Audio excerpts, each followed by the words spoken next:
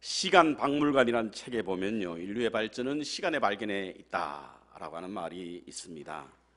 시간을 발견함으로 시계를 발명하게 되었고, 그래서 시간을 묶을 수 있으니 시간의 묶음을 통해서 인생의 목적과 방향을 다시금 재조정할 수 있고, 그리고 동기를 마련함으로 말미암아 도전하게 되기 때문에 이전보다 더 나은 삶을 구가할 수 있으므로 문명의 발달이 곧 시간의 발명 때문이다라고 하는 말을 했습니다. 오늘은 2018년도의 반환점을 돌아서 7월의 첫 번째 날입니다. 종교력을 사용하는 유대인에게서 7월은 특별한 의미가 있는 날입니다. 그들의 해의 첫 시작은 바로 이 7월입니다. 7월. 그래서 그들은 종교력과 민간력으로 나누어서 7월을 해의 첫날로 여기게 되는데요. 이제 종교력이 7월이고 그 민간력이 이제 양력으로 한 2, 3개월 후에 하기 때문에 우리가 대개는 9월을 우리가 지키는 9월을 그들의 해의 첫 번째 달로 여기서 그 달에 여러 가지 유대인의 날들이 참 많습니까? 주시 할리데이가 참 많습니다. 앤디 앤드루스가 쓴 폰드시의 위대한 하루라고 하는 책에 보면요, 인생이라는 게임에 있어서 햅타임의 스코어는 정말 아무것도 아니다. 인생의 비극은 인간이 그 게임에서 진다는 것이 아니라 거의 이길 뻔한 게임을 놓친다는 것에 있다 라고 하는 말을 했습니다. 그렇죠. 게임의 결과는 후반전에 있습니다, 여러분. 그래서 우리는 후반전을 시작하면서 금년에 세운 목표와 목적과 방향을 다시 한번 점검해 보아야 될 필요가 있다는 생각을 해봅니다. 2018년 저희 교회가 세웠던 표는 바로 하나님의 꿈이 있는 교회다라고 하는 것을 세웠는데요, 이 표를 세우면서 그저 새해 이벤트성 문구를 위한 것이 아니라 저는 하나님께서 우리 교회에게 주신 말씀으로 믿음 안에서 정했습니다. 그래서 한 달 동안 회복, 변화, 그리고 열정에 관한 말씀을 이어갔는데요, 아마 우리의 기억 속에는 다 사라졌을 것으로 알고 있습니다. 저는 요즘 가장 많이 저를 사로잡는 단어가 뭐냐면 바로 꿈이란 단어입니다. 꿈이란 단어가 저를 온통 지배하고 있습니다. 개인적인 것 꿈보다는 하나님께서 우리 교회를 향한 꿈이 무엇이 있을까? 잠을 자다가도 생각이 나고 길을 가다가도 제 머릿속에 지배하는 것이 바로 꿈이란 단어입니다. 왜냐하면 믿음 생활이라고 하는 것은 본질적으로 꿈을 꾸는 것이거든요. 보는 것은 두 가지가 있다고 합니다. 쳐다보는 것과 바라보는 것. 쳐다보는 것은 보이는 것을 보는 것을 말하고, 바라보는 것은 보이지 않는 것을 보는 것을 바라봅니다, 이렇게 말하고 있습니다. 그래서 쳐다보는 것은 눈으로 보는 것이고 바라보는 것은 믿음으로 보는 것이다, 이렇게 말하고 있죠. 믿음이 있는 사람들은 눈으로 사물을 보는 것이 아니라 믿음으로 꿈을 가지고 바라보는 것이 바로 믿음의 삶을 살아가는 사람들입니다. 그렇지 않습니까, 여러분? 영생이라고 하는 것은, 영생의 소망은 지금 당장 이루어지는 쳐다보는 것 아닙니다, 여러분. 미래에 일어날 일에 대하여 바라보는 것이지요. 하나님의 나라의 완성이란 하나님의 계획도 지금 우리 현재에 있는 것이 아니라 장차 있게 될 우리의 꿈입니다. 그래서 믿음이란 본질적으로 꿈을 가지는 거예요. 그런데 믿음 생활을 하시면서도 꿈이 없는 분들이 계시죠. 온통 땅의 것만 쳐다보고 사시는 분들이 계시지 않습니까? 마치 지금 살고 있는 자신의 삶이 끝이라고 생각하는 분들이 있습니다. 이제는 너무 많이 알려진 예일대학교 졸업생을 상대로 해서 2차례에 걸쳐서 추적 설문조사했던 내용, 나는 명확하게 꿈이 있다, 비전이 있다라고 말하는 하버드 학생들의 3%가 그렇지 않은 사람보다 그렇지 않은 97%를 지배하고 있다는 통계는 아주 우리에게 잘 알려진 내용입니다. 꿈이 있는 사람과 없는 사람의 차이가 이렇게 뚜렷하다는 거예요. 세계적인 문호 톨스토이와 도스토옙스키는요 19세기의 인물입니다. 그런데 19세기 러시아의 문맹률이 여러분 몇 %인 줄 아십니까? 90 내지 95%의 문맹률이었다고 합니다. 그러니까 불과 글을 읽을 수 있는 사람이 5%, 10%밖에 안 됐다는 거예요. 그럼에도 불구하고 그들은 꿈을 갖고 글을 쓰게 되었고 세계적으로 유명한 그런 문호가 되었다는 사실인 것입니다. 당시 보는 사람이 없다는 이유로, 읽는 사람이 없다는 이유 때문에 글을 쓰지 않고 멈추었다고 한다면 그런 위대한 작품을 어디에서 읽을 수 있겠습니까? 우리 교회 장래의 성패도 저는 꿈에 있다라고 저는 생각합니다. 그런데 꿈을 품고만 있으면 아무 소용이 없어요. 꿈을 말해야 합니다. 일반적으로 사람들이 잘 꿈을 말하지 않습니다. 그 이유는 다른 사람들의 웃음거리가 되고 조롱거리가 될 수 있기 때문에 그렇습니다. 하지만 우리가 꿈을 말하는 일에 주저할 필요가 없습니다. 대개는 일반적으로 말이죠. 어떤 한 세대를 살아갈 때에 역사적으로 큰 사건이 일어났을 때를 기점으로 해서 전 세대와 후세대를 나눕니다. 예를 들어서 우리가 일제 강점기 시대에 전 세대를 살았느냐 후세대를 살았느냐를 나눌 수 있지 않습니까? 6.25 전 세대를 살았느냐 후세대를 살았느냐를 나눕니다. 4.19 세대냐 5.16 혁명 세대나 이런 어떤 역사의 큰 꼭지점을 중심으로 전후 세대를 나누는데요. 현재 미래학자들이 현대에 있어서 아주 중요한 어떤 한 세대를 말할 때가 언제냐면 바로 1975년도입니다. 1975년 이전에 살았느냐 이후에 살았느냐에 따라서 그 전세대냐 후세대냐를 나눈다는 거예요. 그럼 1975년도에 무슨 일이 있었느냐? 1975년도는요 소위 말하는 개인 컴퓨터 PC가 발견이 되고 생산이 되고 사람들에게 알려질 때가 바로 1975년도였습니다. 옛날에는요, 우리 지난번에 우리 유재석 장로님과 말씀 나눌 때 그 이야기를 나눴습니다. 옛날에는 컴퓨터가요, 냉장고 2배만 했지 않습니까? 그런데 지금은 온 가족이 다 컴퓨터가 있어요. 조그만 것들로 개인 컴퓨터가 됐지 않습니까? 그런데 그와 같은 일들이 누구의 손에서 이루어졌는가? 너무나 잘 아시는 여러분, 빌 게이츠. 그는요, 그가 그 컴퓨터, 소위 말하는 마이크로소프트를 만들기 전에 모든 가정의 책상 위에 컴퓨터 한 대씩 놓여 있도록 하겠다라고 하는 말을 선포했습니다. 사람들이 조롱했지요. 어떻게 그런 일이 있을 수 있느냐고. 그런데 불과 30년이 지나기도 전에 여러분, 우리 가정에 컴퓨터가 얼마나 많습니까? 심지어는 화장실에 컴퓨터 있는 분들도 계시더라고요. 컴퓨터가 너무 많이 졌어요. 들었을 때는 황당해 보였고 도무지 믿어지지 않았지만 그 말이 불과 30년이 지나기도 전에 이루어졌다는 사실인 것입니다. 오늘 본문은요, 요셉이 꿈을 꾸고 그 부모야 형제들에게 꿈을 말하는 장면이 나옵니다. 여러분 잘 아시겠지만 내용은 이렇습니다. 여러분, 처음 꿈을 꿨는데 볕단 11개가 자기를 절을 하더라는 거예요. 두 번째 꿈을 꿨더니 해와 달 그리고 11별이 자기에게 절을 하더랍니다. 그것을 그 형제들은 어떻게 해석하냐면 내가 우리의 왕이 되겠느냐라고 아주 친절하게 성경은 설명해 주고 있습니다. 그 뜻이라는 이야기예요. 매우 황당하고도 참으로 이해할 수 없는 꿈이었습니다. 당시 시대는 그게 있을 수가 없거든요. 하나님의 축복이 어디로부터 나옵니까, 여러분? 하나님께서 부모를 통해서, 부모에서 자녀를 통해서 나오지 않습니까? 특별히 장자에게 주시는 축복이 크단 말이에요. 그렇지만 요셉은 장자가 아니었지 않습니까, 여러분? 그런데 어떻게 해와 달 그야 부모님이 그에게 절하고 그 형제들이 절할 수 있는가? 이거는 그야말로 말이 되지 않는 꿈이었습니다. 그런데 더 놀라운 것은 그 꿈을 말하고 다녔다는 거예요. 좀 숨기면 안 되나? 좀 감추면 안 되나요?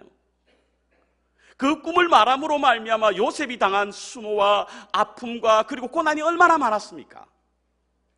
그냥 감추고 있으면 될 텐데 왜 말을 했을까 하는 거예요. 그는 그 꿈을 말함으로 말미암아 딸노림도 당했고요, 심지어는 부모에게도 야단을 맞았습니다. 아마 제 같으면 좀 슬기롭게 숨겼다가 다 이루어지고 나서 내가 그 꿈이 있었다라고 말했을 겁니다. 그러지 않았다는 거예요. 왜 요셉은 이와 같은 꿈을 말했을까? 한 3가지 정도로 보면요, 첫 번째로는 꿈에 대한 간절한 의지가 있었기 때문에 그렇습니다. 우리의 꿈은요, 우리의 의지와 노력과 함께 만들어지는 열매가 우리의 꿈입니다. 그래서 우리의 노력과 의지가 없으면 아무리 훌륭한 꿈을 꾼다고 할지라도 그것의 열매를 기대할 수 없다라고 하는 것입니다. 그리고 그 의지는 어디에서 나오냐? 말에서 나오는 말에서. 그래서 꿈을 말해야 합니다, 여러분. 본문의 꿈을 꾼 후에 그의 입을 통해서 그는 강력한 의지를 드러냈습니다. 그래서 그 이후에 그의 형제들은 요셉을 두고 말하기를 꿈꾸는 자다. 저기 꿈꾸는 자가 온다. 라고 하는 말을 했습니다. 그렇습니다, 여러분. 꿈은 우리의 강력한 의지에서 만들어지고 그 의지는 바로 우리의 말을 통해서 나타난다는 사실인 것입니다. 두 번째로 꿈은요, 꿈을 말하게 된 것은 가슴 뛰이 있었기 때문입니다. 가슴이 뛰었기 때문에. 저는 이전에 이 말씀을 선포할 때, 함께 나눌 때요, 요셉의 참 경솔한 행동이었다, 이렇게 설교를 했던 적이 있습니다. 경솔하지 않고 좀 신중했다고 한다면, 좀 더 겸손했다고 한다면 그와 같은 일을 당하지 않았을까라는 생각으로 그 말씀을 함께 나눴습니다. 그런데요, 최근 들어서 저는 꿈이라고 하는 단어를 생각할 때 요셉의 마음이 이해가 되었습니다. 왜? 꿈을 꾸니까요, 가슴이 뛰기 시작하는 거예요. 꿈을 꾸니까 우리의 마음이 용광로화처럼 변하는 거예요. 말하지 않고는 견딜 수 없는 거예요. 그러니 그는 말을 하게 되었던 것입니다. 꿈은요, 우리에게 말을 만들어냅니다. 우리가 가지는 꿈이 어떤 것이냐 제게 묻는다고 한다면, 여러분 가슴을 뛰게 하는 것이 여러분의 꿈입니다라고 말하고 싶습니다. 만일 우리가 가진 꿈이 뭐냐라고 묻는다고 한다면, 우리의 마음을 역동케 하는 것이 여러분의 꿈입니다. 왜? 꿈은요, 열정이 생기고 숨이 차오르게 하는 것이 바로 꿈이거든요. 꿈은요, 얼굴에 미소가 지어지고 말할 때 침이 튀는 것이 꿈입니다, 여러분. 꿈은요, 가슴을 두근거리게 만들고 뜨거움이 용솟음 치는 것이 바로 꿈이거든요. 그러니 말을 하지 않을 수가 없었던 거예요. 그래서 요셉은 자신의 꿈을 말하게 된 겁니다. 머리는 명철하고 가슴은 뜨거워야 한다는 말씀 아시죠? 믿음의 삶을 사는 사람들은요, 머리는 냉철해야 되고 냉정해야 하고, 그리고 가슴은 뜨거워야 합니다. 문제는 우리의 가슴이 식어지고 있네요. 왜? 꿈이 사라지고 있기 때문에. 꿈이 있으면 가슴이 뜨겁습니다. 꿈이 있으면 우리 안에 그리스도의 심장이 피로 만들어서 계속 뜨겁게 데우고 있기 때문에 우리 가슴이 뜨거운 거예요. 그러니까 말을 하게 된 겁니다. 세 번째로 자신의 꿈을 나누고 싶었던 거예요. 꿈을 말한다고 하면 모든 사람들이 비웃는 것은 아닙니다, 여러분. 어떤 사람은 그 꿈 때문에 마음에 깊이 담아두고 있는 사람들이 있습니다. 오늘 본문의 11절에 그렇지 않습니까, 여러분? 그 형들은 시기하되 그 아비는 그 말을 마음에 두었더라. 우리가 우리의 꿈을 말하게 되면요, 그 꿈은 남고, 그래서 그 꿈이 남음으로 말미암아 다른 사람에게 그 꿈이 기억된다는 사실인 거예요. 그래서 꿈을 나누면 꿈은 남는다, 그렇습니다. 꿈은 또 다른 사람의 꿈으로 이어진다는 사실을 우리 잊지 말아야 합니다. 그래서 여러분들이 꿈을 말하게 되면 그 꿈을 통해서 다른 사람의 꿈이 다시금 자라나게 되는 겁니다. 저는 지난 새벽 기도 시간에 백금 김구 선생의 애송시 하나를 소개하고 함께 나누었던 적이 있습니다. 이 글은 제게도 참 도전이 되는 말씀인데요. 눈 덮인 길을 함부로 걷지 말라. 오늘 남긴 자국이 뒷사람의 길잡이가 될 수 있다. 눈 덮인 길을 마음대로 왔다 갔다 하지 말라. 어쩌면 다음 사람들이 그 여러분들의 발자국을 보고 이게 이정표로 착각할 수 있다는 거예요. 여러분, 그렇죠. 인간의 삶이라고 하는 것은요, 남의 흔적을 받아서 내 흔적을 남기는 삶 아니겠습니까? 그러니까 우리가 먼저 그 발자국을 걸어가는 사람들의 어떤 것을 가지고 있느냐는 우리 다음 세대가 어떤 것을 가지고 있느냐 결정적 역할을 하는 거예요. 우리가 꿈을 나누게 될 때 그 꿈은 또 다른 사람의 꿈이 될 수 있습니다. 그래서 요셉은 꿈을 말합니다. 꿈을 나눈 것입니다. 저는 우리 교회도 좀 꿈이 남겨져 있는, 꿈을 말하는 교회가 됐으면 좋겠다라는 생각을 가지게 됩니다. 우리가 신앙은 어떻게 해서 갖게 되었습니까? 우리가 어떻게 신앙생활을 하게 됩니까? 믿음의 조상들, 초대교회 사도들, 그들의 전통, 그들의 가르침, 그들의 찬송가, 그들의 신앙 고백, 이런 것들이 우리 신앙의 뿌리가 되지 않습니까? 그 위에서 우리가 신앙이 자라나지 않습니까? 그렇다고 한다면 지금 우리가 뿌려놓는 그것도 누군가에게 꿈을 줄 수 있는 뿌리가 될 수 있단 말이에요. 그래서 우리의 입술에는 꿈이 많아야 하고 우리의 말에는 꿈이 많아야 합니다. 오늘 우리가 말하는 꿈은 누군가의 또 다른 꿈이 될 수 있다는 사실을 우리 잊지 말아야 합니다. 영의 사람들은요, 세대와 상관없이 꿈을 꾸는 자들입니다. 그래서 노인들도 꿈을 꾼다고 그랬고요, 어린이도 예언한다고 그랬고요, 청년들도 환상을 본다고 했습니다. 이와 같은 것은 우리의 능력이 아니라 성령께서 우리에게 주시는, 일하게 하시는 것으로 말미암아 꿈을 꾸게 된다는 사실인 것입니다.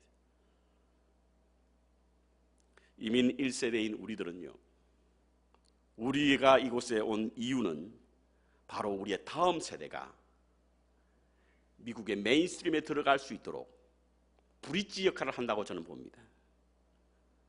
지금 많은 우리 교인들 가운데서도요, 우리의 자녀들이 당당하게 미국 사회 중심에 들어서서 자신의 역할을 감당하시는 분들이 참 많이 있습니다. 바로 여러분들의 헌신과 희생으로 말미암아 그와 같은 일이 이루어졌기에 우리는 이와 같은 역할을 하는 것에 대하여 참으로 감사하는 마음을 가집니다. 그런데 문제는 우리 교회는 어떻습니까? 우리의 자녀들에게 우리가 이 미국 사회의 중심에 들어갈 수 있는 브릿지 역할을 했다고 한다면, 오늘 우리 교회도 그들에게 꿈을 남길 수 있는 징검다리 역할을 해야 되지 않겠어요? 그들이 우리의 꿈을 가지고 자신의 꿈을 키워 나갈 수 있는 그런 징검다리 역할을 해야 된다는 사실이에요.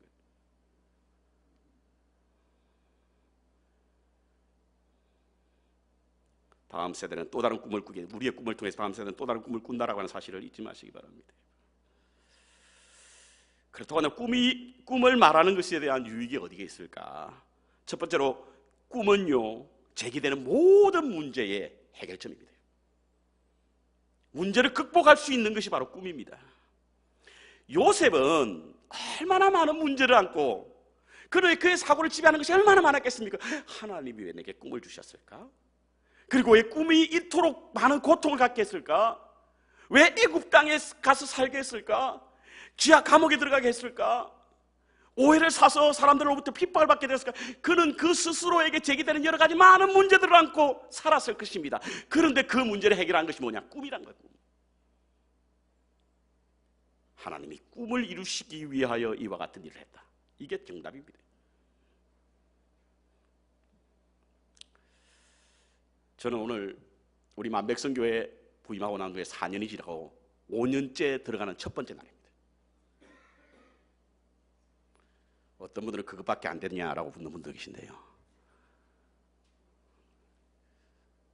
지난 4년 동안 저는 많은 이야기를 들었고 많은 경험을 했습니다.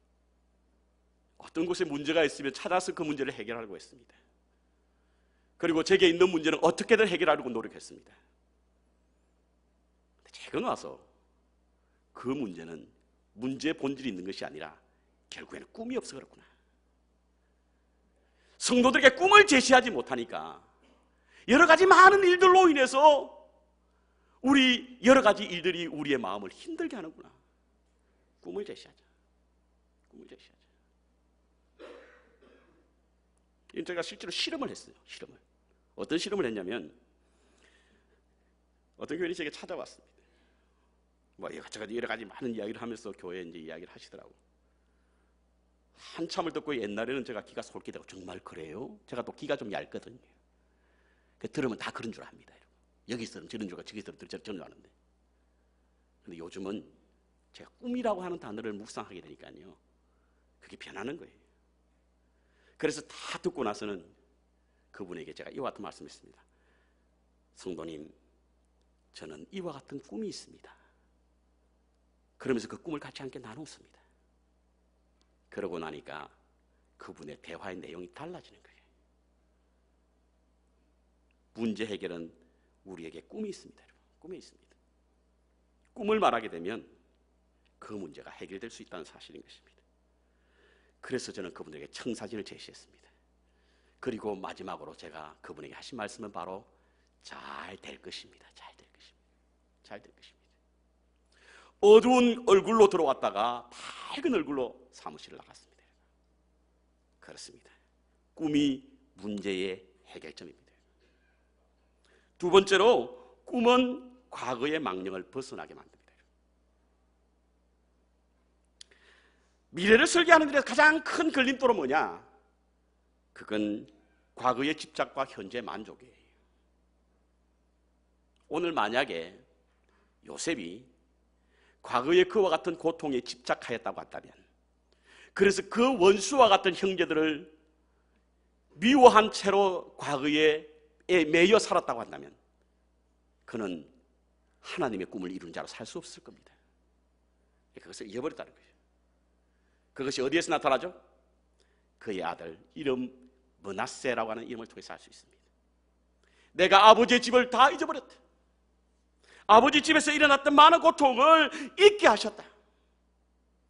잃어버렸다고 하는 것 같다. 능동태로 쓴 것이 아니라 수동태로 쓴 것을 보면 자기가 그 고통을 잊어버린 것이 아니라 하나님께서 잊게 하셨다는 거예요. 하나님 무엇으로 잊게 하셨죠? 꿈을 통해서 잊게 하셨다는 거예요. 그렇습니다, 여러분. 우리는 자꾸 과거에 집착하고요, 현재 만족하는데요, 그것을 이길 수 있는 것은 바로 꿈입니다. 꿈. 미래를 제시합니다. 그러면 과거에 우리를 메우고 있는 모든 것을 다 잊게 할 수 있습니다. 여러분, 지나간 과거는 바꿀 수가 없어요. 어떻게 바꿉니까? 그러나 우리의 미래는 바꿀 수 있지 않습니까? 그래서 우리는 꿈을 가져야 하는 것이고 꿈을 말해야 합니다. 마지막으로 꿈은 우리의 삶을 바꿔놓습니다. 생각을 바꿔놓습니다. 말은요, 세 가지 힘이 있다고 그러죠. 각인력, 견인력, 성취력. 그리고 이 말은요, 하게 될 때 누가 가장 먼저 듣느냐면 본인이 가장 먼저 듣습니다. 말의 전달은 공기를 타고 전달된다고 그러지 않습니까? 그러면 그 말을 하는 사람 가장 가까운 있는 사람이 듣습니다. 여러분들이 꿈에 대해서 말하게 되면 우리의 생각과 태도가 바뀌는 거예요.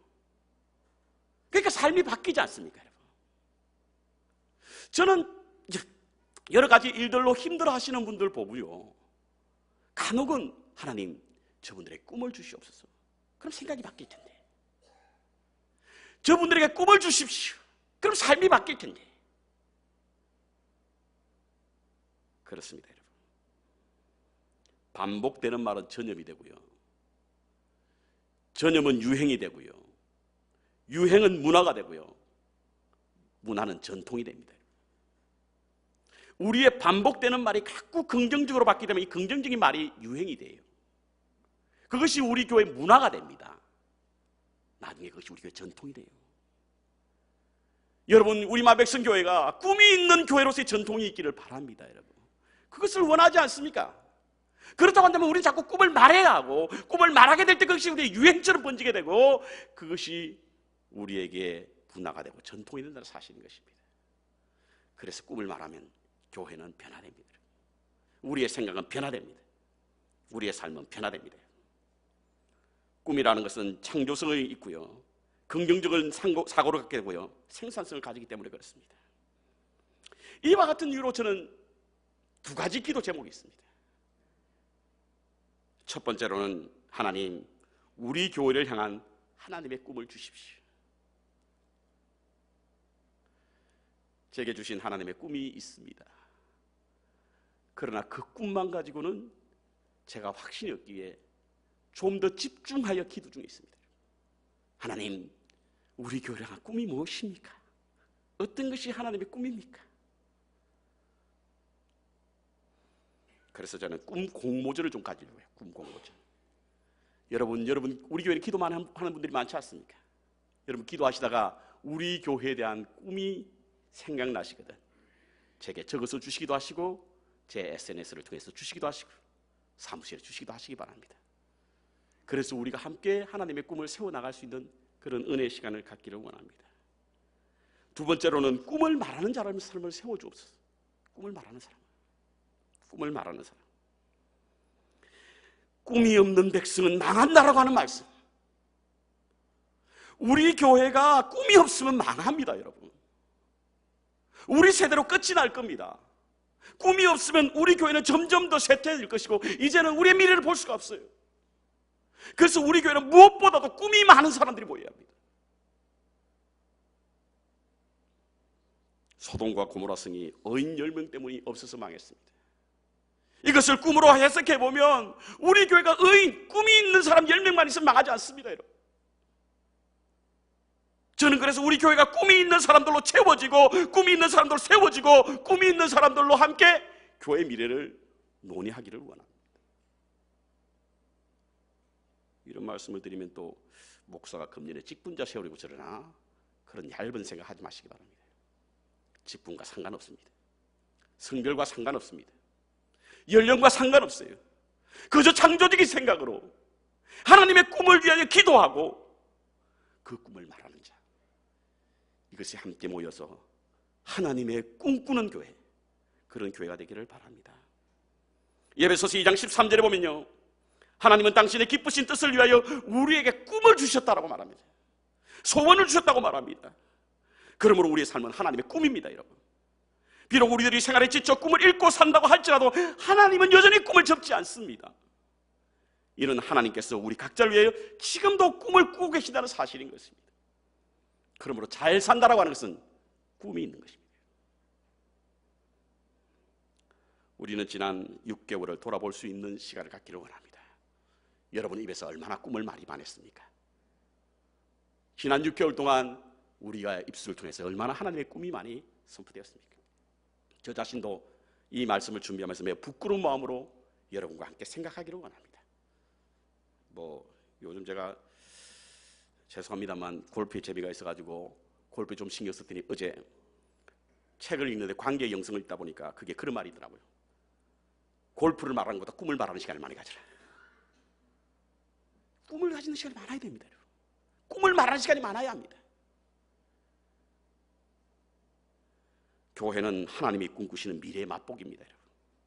교회가 이 시대의 미래를 제시해야 됩니다. 그것이 하나님의 꿈입니다. 여러분. 말은 하나님이 인간에게 주신 최고의 선물입니다. 하나님이 주신 최고의 선물인 말을, 꿈을 만들어내시고 꿈을 말하는 자가 되셔서 하나님의 꿈이 이루어지는 주의 몸된 교회가 되시기를 주님의 이름으로 축원합니다.